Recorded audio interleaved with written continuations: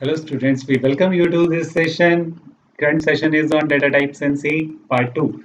In part 1, we have learned about char data type. Char data type is used to declare character type variable, and a character type variable occupies 1 byte of memory. And now we start int data type. Int data type, in data type, int data type. It is used to declare integer type variables. In integer type variables, we can store only integers and it occupies 2 bytes of memory. Variable that is declared with int data type, it will take 2 bytes of memory and its range to store data is 32,768. This value is in minus. Its range to store data is from minus 32,768 to 32,767. An integer variable can hold a maximum biggest value 32,767. It cannot store 32,768 value. It will not let us store more than this value. Okay, so its range to store data is minus 327682 plus 32767. 32,768 to 32,767. And it is declared using int keyword. Then variables separating by comma. If we take more than one variables, int a comma b, as I have written in an example. So we see its program. We have taken age variable in integer data type and we have given a message tell your age, and then scanf function will read the numeric data entered by user and value will be stored into age variable. And then again this message your age is will come, and then the entered value of age will be printed by printf %d. And %d format specifier, we use %d format specifier for integer data type. So next we come to float data type. Float data type is used to declare variables that will contain fractional data. Like 7.6, 7.99, like this. It takes 4 bytes of memory. The variables that are declared with float data type will take 4 bytes of memory each.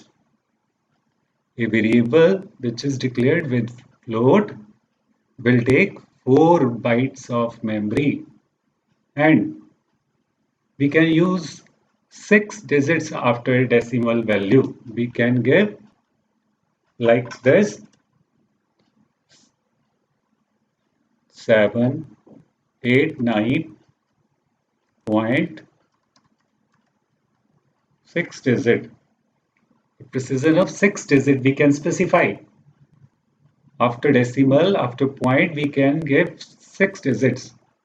And its range to store value is 3.4 into 10 raised to power minus 38 to 3.4 into 10 raised to power 38.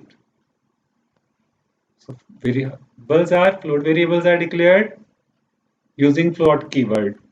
Float keyword, then variable separating by comma. For example, float space marks comma price. Here we have taken marks and price variables for storing floating type data. This is third data type we have discussed. Now we come to next data type, which is fourth data type. Which is fourth? fundamental data type, double data type. It is also used to declare floating point data variables. It is also used to declare variables that will contain fractional data. It takes 8 bytes of memory. A variable which is declared using double data type will occupy 8 bytes of memory. Okay, and its range to store data is 1.7 into 10 raised to power minus 308 to 1.7 into 10 raised to power 308. In one, 308 is in minus, and in another, 308 is positive. And LF format specifier is used in this case. The way of declaring variable is same, but we use double keyword. Double marks and price variables we have taken. Each variable will occupy 8 bytes of memory. And now we see its program. Double salary variable we have taken and double is its data type. Then we have given a message, tell your salary. Then we will fill salary when program will run. In a fractional value, we will fill. Fractional value, we will fill. So then your salary message, this message will come, and then entered salary will be printed onto the screen. So this is the double data type program. This is the program of double data type. Double double data type. Now we come to fifth basic data type. It is void. Void means nothing. Variables with no data type can be declared as void, and it is used in first category of function. We will learn function topic in detail in coming videos, and I have also discussed the functions category. I have also discussed functions categories in already given videos. So how to declare this variable? Void variable name v semicolon.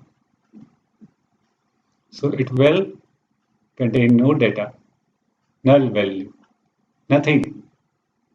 So we have discussed 5 fundamental data types. We have discussed 5 basic data types in 2 parts. Okay, so these are basic data types.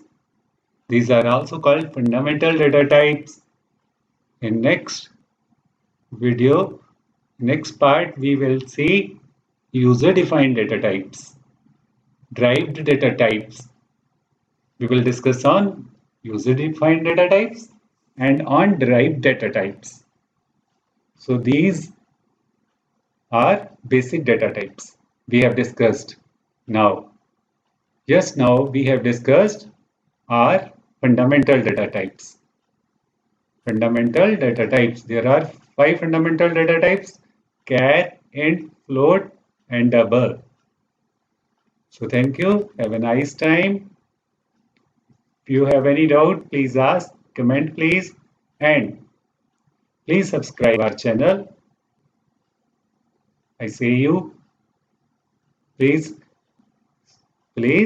subscribe our channel, share our channel with others, like our channel.